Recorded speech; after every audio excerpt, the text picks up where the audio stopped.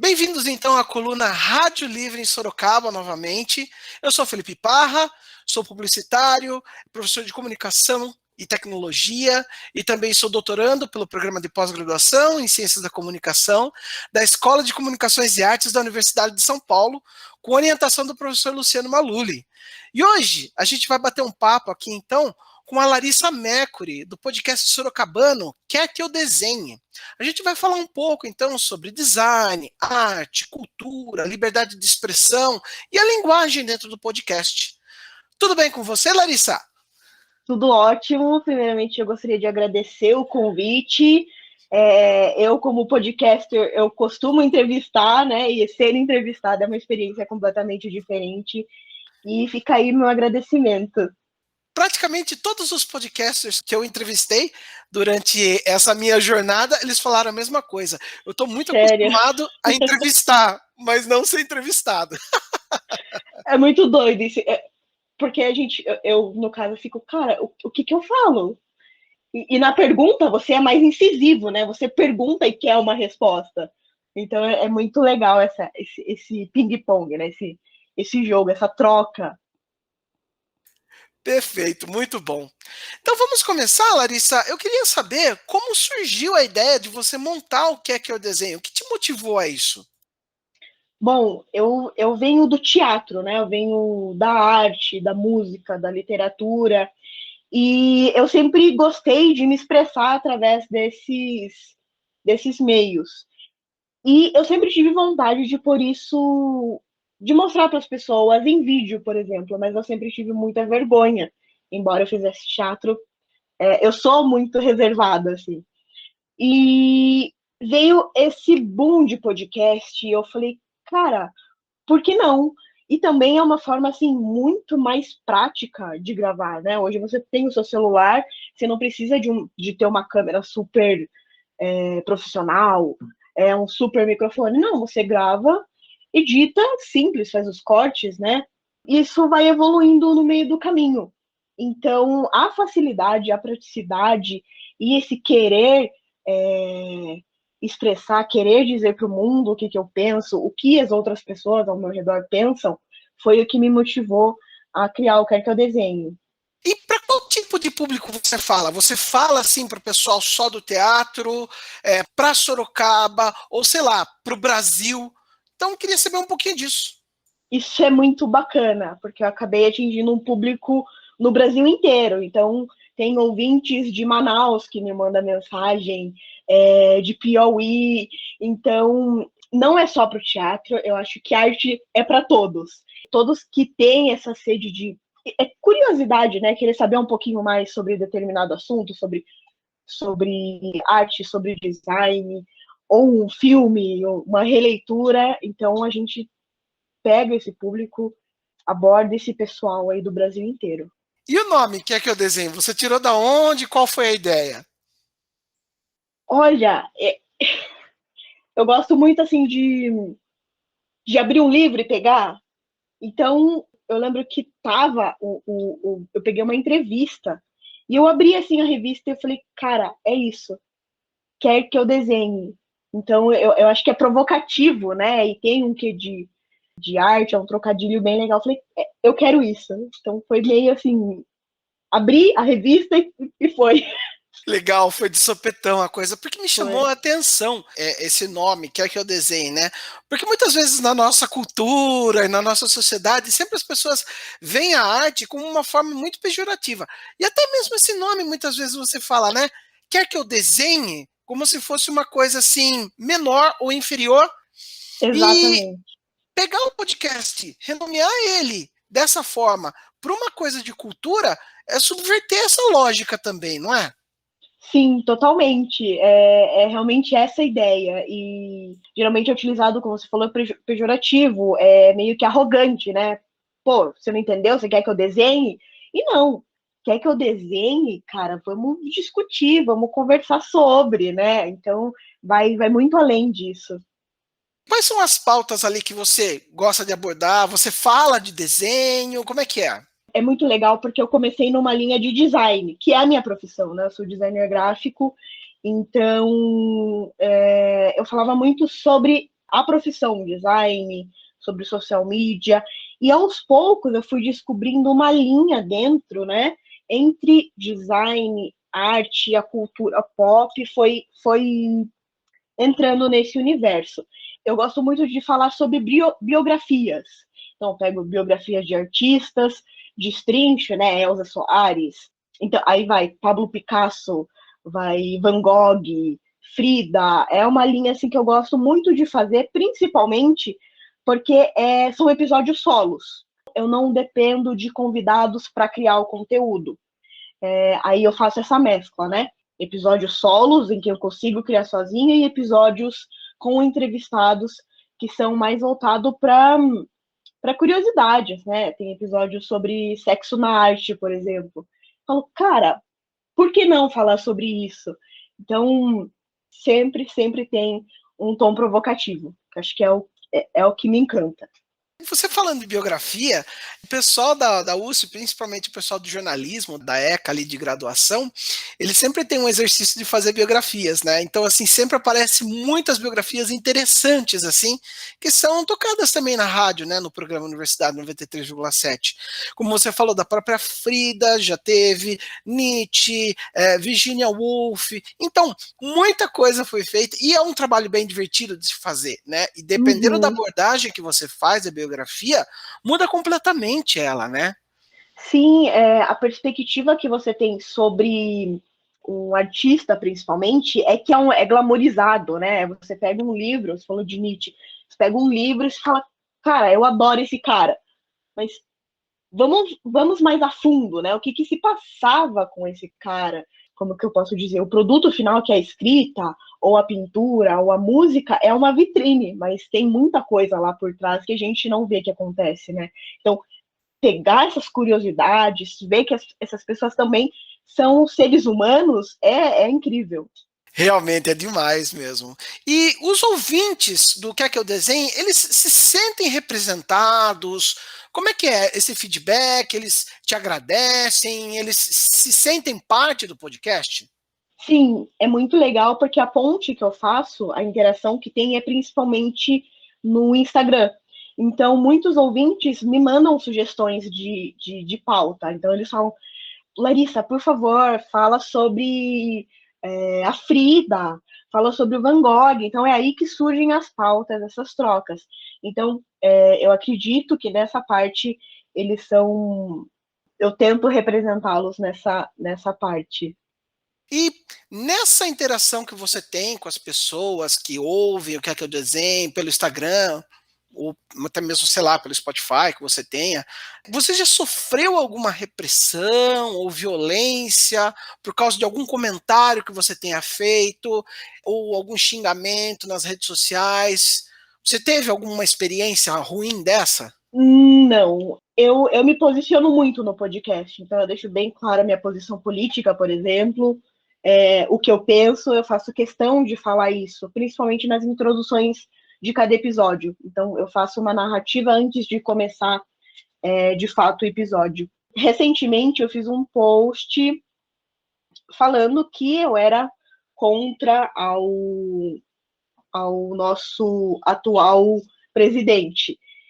E isso gerou um certo desconforto. Então, eu senti que muitas pessoas deixaram de fato de me seguir, alguns sim, eu não diria que são haters, mas falou, essa porcaria, não vou seguir.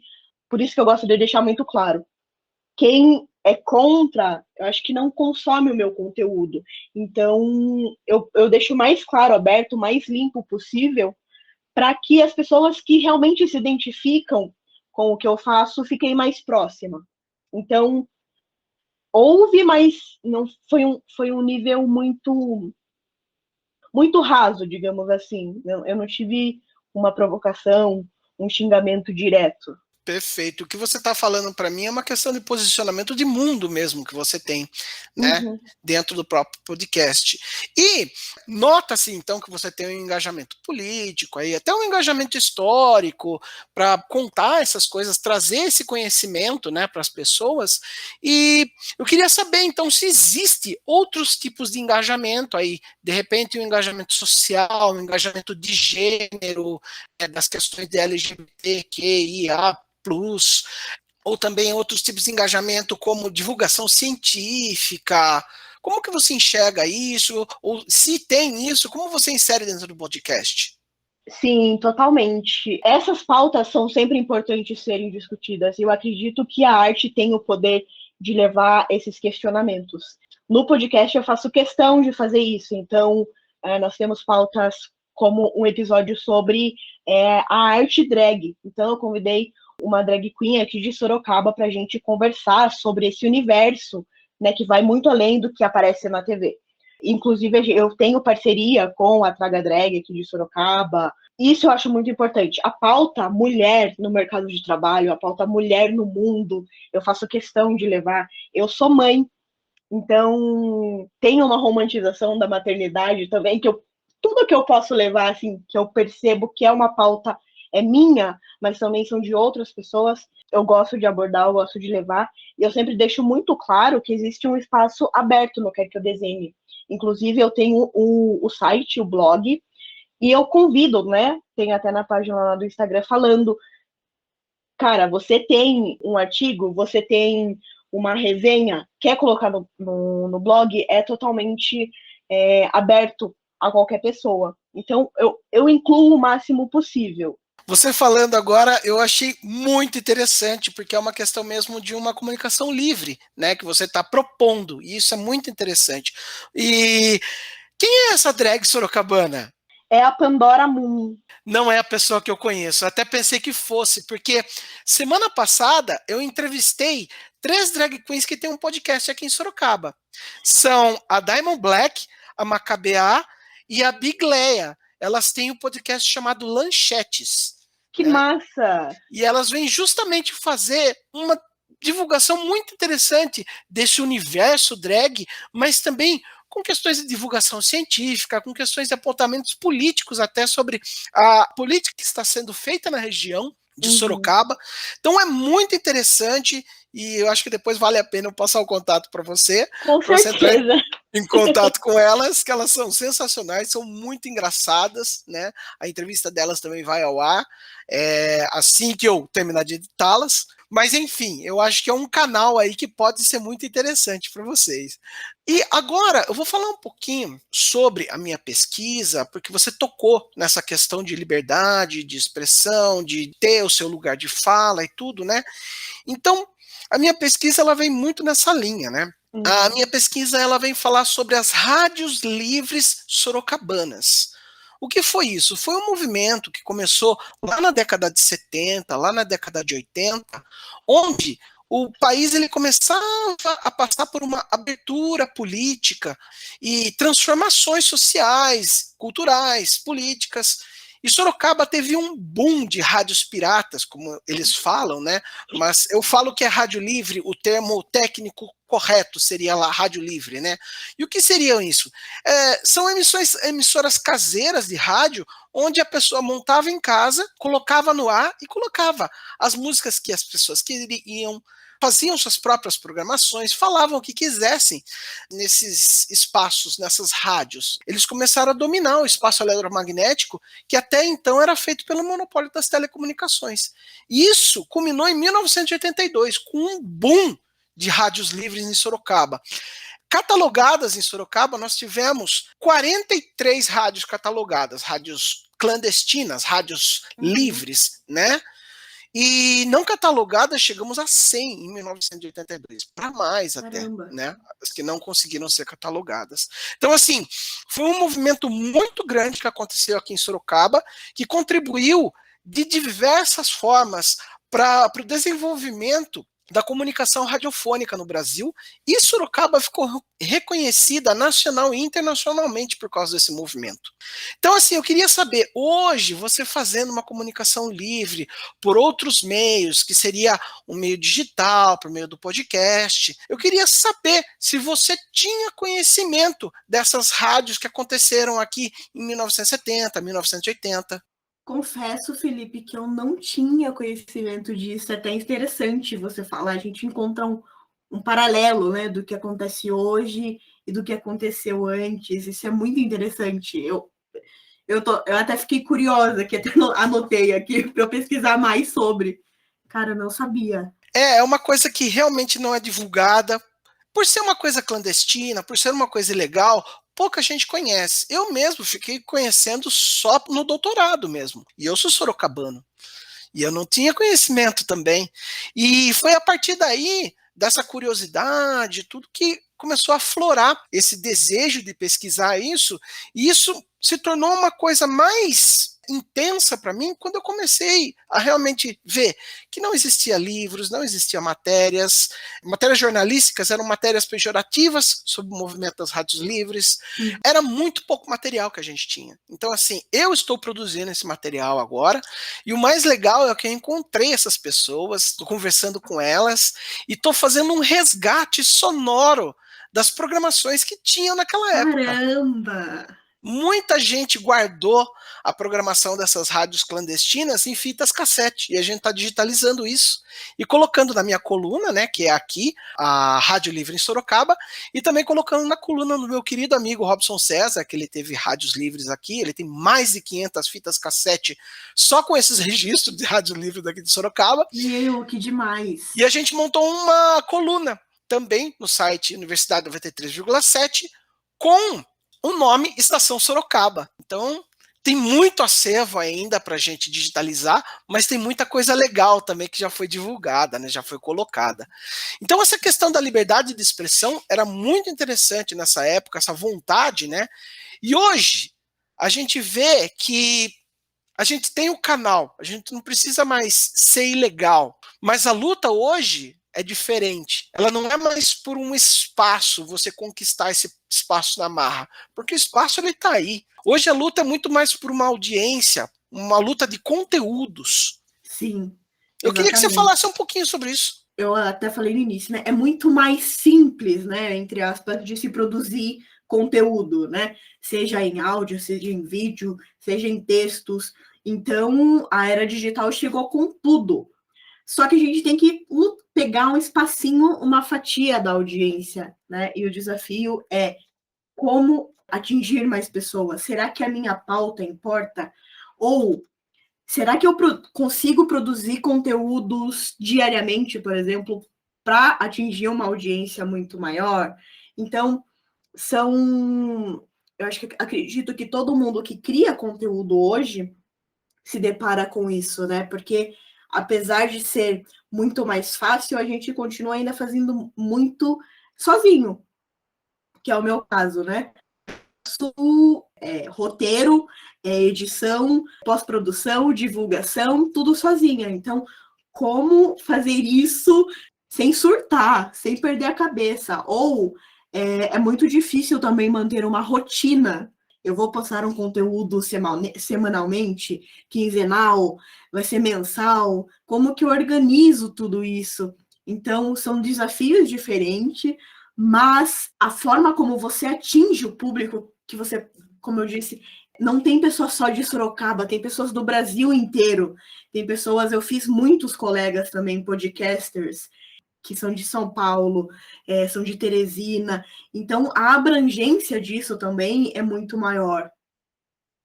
Realmente, a gente vê o nosso trabalho reverberando em outros lugares, né?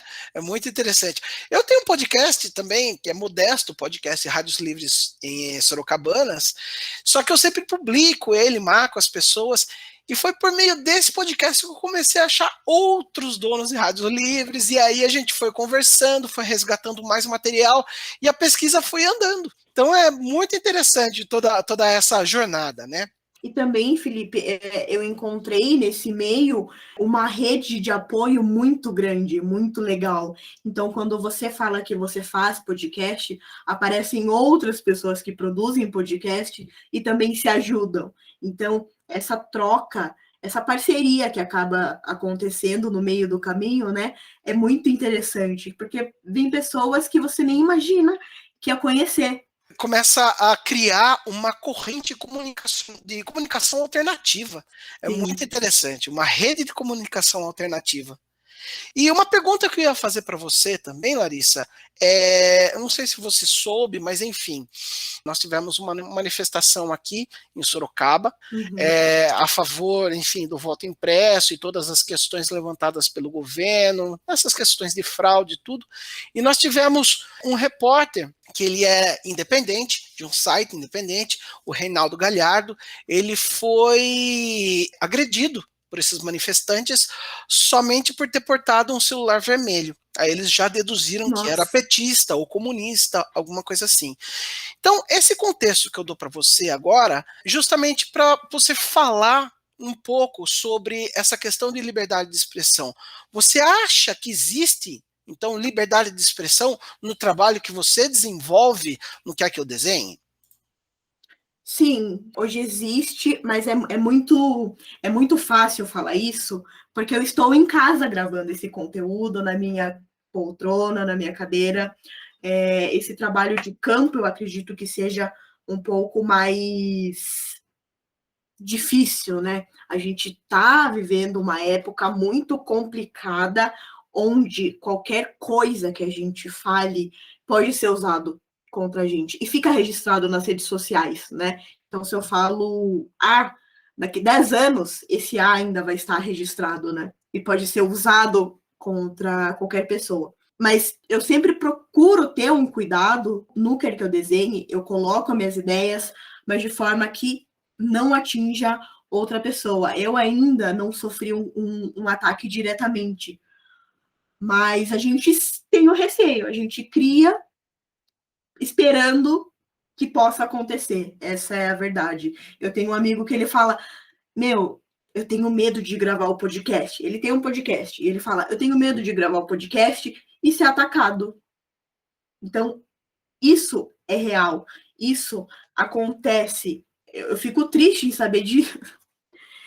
É terrível que a gente esteja vivendo isso hoje, infelizmente. Mas, sempre tenho mas, eu acho que a gente não pode ficar quieto, a gente não pode se calar diante dessas situações, porque se a gente se sucumbe a isso, a nossa voz, né, ela se abafa. Então, quando a gente continua a falar, ela reverbera para as outras pessoas. Então, eu acho muito importante continuar fazendo esse trabalho, por mais que existam essas outras pessoas que são ignorantes, né? Infelizmente. E na sua visão, Larissa, o que é a liberdade de expressão? Olha, ao meu ver, é você ser você, contanto que você não fira a outra pessoa, você não fira a liberdade de outra pessoa. Eu posso ser do grupo LGBTQIA+, e você pode não concordar. Tudo bem, mas você não pode me atacar. Então, eu acho que tem uma linha muito tênue. Liberdade é ser quem você é, sem precisar se esconder e não ferir a outro alguém, né? Continuando no tema, né, liberdade de expressão, a gente pode ver que a internet, o cyberespaço, ele vem se organizando em plataformas. Cada vez mais. Hoje em dia a gente está condicionado ao Netflix, ao YouTube, ao Spotify, ao Deezer, ao Google, que seja, porque também é uma forma de plataformização. E eu queria entender um pouco disso de você. Você disse que você tem uma certa liberdade de expressão nesse trabalho que você faz, mas e nesse meio dessas plataformas? Você acha que ainda existe uma liberdade de expressão ali, que realmente você é livre para falar o que você quiser dentro dessas plataformas? Cara, é difícil essa pergunta, né? Quando envolvem grandes corporações, as coisas às vezes meio que mudam de tom. você não poder se posicionar politicamente. A gente vê isso muito hoje, né? Algumas pessoas, elas não querem revelar se elas são pró, se elas são contra. Eu acredito que meio que muda um pouco de tom, sim. Eu sinto que muda, sim.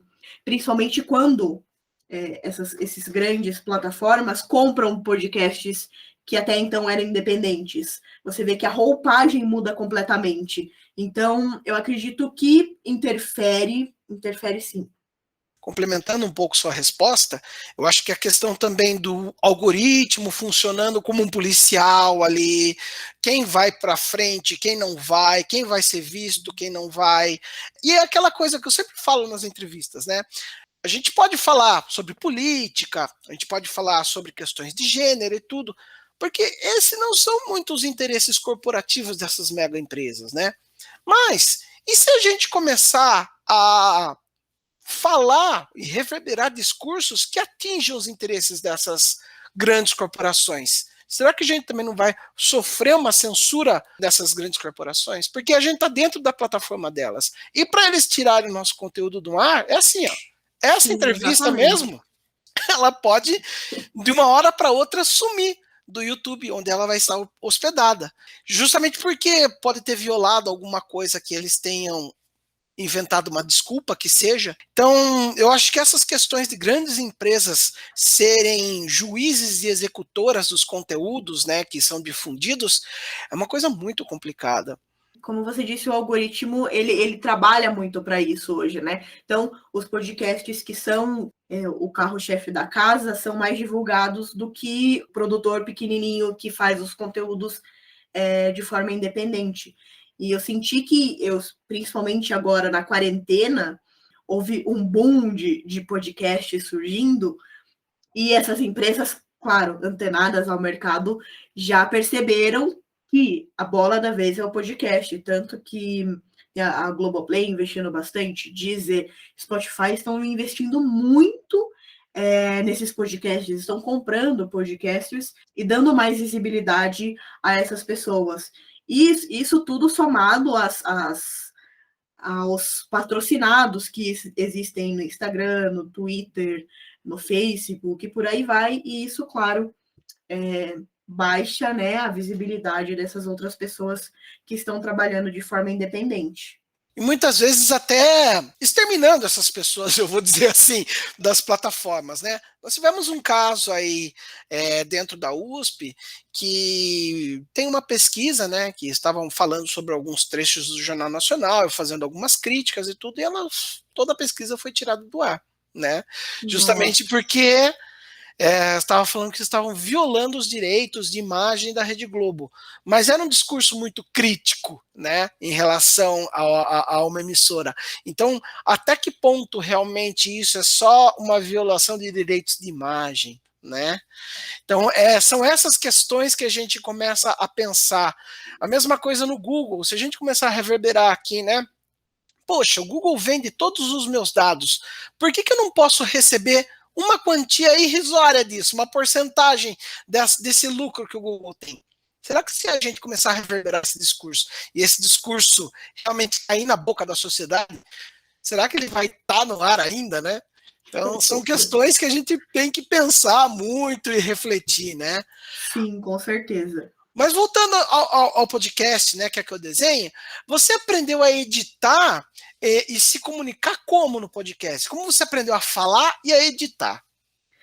Foi tudo um teste, né? Eu comecei escrevendo alguns roteiros. Eu primeiro comecei com o celular, né? Gravava pelo celular. Hoje consegui comprar um microfoninho aí para eu utilizar. E como eu trabalho com design, eu já tinha conhecimento em algumas plataformas de edição. Então, isso facilitou muito na hora de editar. Mas eu sou muito visual. Quando eu edito conteúdo, eu edito o visual. E quando você edita só a voz, é complicadíssimo pra caramba. Como que você vai atingir... Vou falar de um acidente. Então, como que eu vou fazer a imagem desse acidente fluir na cabeça do outro através de um som, né? Através do áudio. Então, são pequenos detalhes que eu fui aprendendo durante o tempo. Então, se você pegar o meu primeiro episódio, você vai ver que não tem edição de voz nenhuma. Agora, se você pegar o último, ele já está um pouquinho mais encorpado, porque eu fui aprendendo no meio do caminho. E como eu disse, eu tive surgiu essa rede de podcasters de apoio em que a gente troca as figurinhas, né? Como é que você faz para editar o áudio? Como é que você faz para tirar o ruído? Então, através dessas pessoas que eu fui aprimorando um pouco mais esse conteúdo, né? Mas a gente vai apanhando aos poucos no meio do caminho. Isso que você falou é muito interessante, né? Como criar no imaginário das pessoas uma imagem, porque o rádio tem esse poder. E assim, o que eu vou falar para você agora, tudo bem, nós temos a nomenclatura de podcasters, mas hoje, queira ou não queira, você faz rádio. Porque Sim. a voz é a condição sine qua non do rádio. O som é a condição sine qua non do rádio. Então, assim, não importa os meios de difusão. Para mim é rádio, certo? É rádio que você faz. E é muito interessante ver que essa construção de uma imagem feita por sons é o que o Ray Schaefer, ele é um teórico do rádio, né? Ele vem falar sobre o conceito de rádio radical. E é muito interessante, depois você pode ver alguns vídeos dele no YouTube, que ele vai para lugares para simplesmente gravar o som da natureza, o som do mar, o som das montanhas, né? Para pegar toda essa ambiência, né? E construir imagens justamente com esses sons. Se a gente for pensar que é uma coisa extremamente trágica, mas é uma construção muito interessante, é a matéria que o Milton Parron fez quando ele cobriu o incêndio no edifício Joelma. Ele estava passando por lá, ele parou a Kombi da rádio, né? Ele saiu, ele era o repórter da rádio, saiu e começou a fazer a reportagem ali. Então, assim, ele narrou todo aquele horror que estava acontecendo. Então você ouve os carros de bombeiro, as escadas Magiro, e ele contando. E daí, mais no final, que é a parte mais chocante do relato, ele começa a falar, ele começa a se perder no que ele está falando, e você começa a ouvir uns pum, pum, pum do lado dele, que eram as pessoas que estavam se jogando do edifício Joelma e estavam batendo no chão. Né? Então, assim, é uma construção muito trágica desse evento, mas para você ver o quanto essa imagem sonora ela pode trazer realmente uma emoção muito, muito forte, né? Sim, e pegando também, né, Felipe, o próprio Orson Welles, que fez aquela a narração de fim de mundo, e você vê como provocou uma histeria nas pessoas, né? Como o poder do rádio, do áudio, tem de provocar sentimentos nas pessoas, não é só o visual, né? Não é só as cores. O áudio também desperta emoções em nós. Com certeza. E digo mais ainda, pelo rádio, eu acho que é uma mídia muito mais fácil de você transmitir e de você criar esse imaginário do que muitas vezes visualmente. Muitas vezes a gente, por usar, eu acho mesmo a visão muito, a gente é muito crítico, né? Principalmente com efeitos especiais, ou então alguma edição de imagem. Eu também sou designer gráfico, então eu tenho toda essa crítica, né? Em relação ao meu trabalho, ao trabalho de outras pessoas. Mas, quando a coisa vem para o sonoro, muda-se os sentidos, me parece que a construção vem toda na sua cabeça, né? Você só recebe estímulos para você construir aquela imagem. Então vamos para a próxima pergunta. Eu queria saber se você se inspirou, então, em alguns programas de rádio ou em algum podcast para fazer o que é o desenho, seja na locução, seja a forma que você edita. Você teve alguma inspiração? Sim, eu sempre busco referências diferentes. Então, o primeiro podcast assim de arte que eu ouvi foi o da Vivi Eu Vi. Ela tem um canal no YouTube sobre arte. E eu falei, cara, é incrível, é tudo o que eu queria. E por que não fazer? Então foi aí que foi a virada de chave, né? Da vontade de criar com isso. Então, quando eu ouvi, né, o podcast dela, eu comecei a criar. E juntando também com a a minha vivência no teatro, né? Eu amo teatro, adoro Nelson Rodrigues, Plínio Marcos. Como que eu posso trazer essa dramaticidade para o áudio de novo, né? Voltando para as radionovelas e tudo mais. Então, sempre que eu posso, eu dou essa pesquisada, eu vou atrás de conteúdos semelhantes, assim, para eu me inspirar mesmo. Sim, essa dramatização radiofônica, por forma de telenovelas ou então audiobooks, é uma coisa muito interessante que deve ser realmente mais explorada.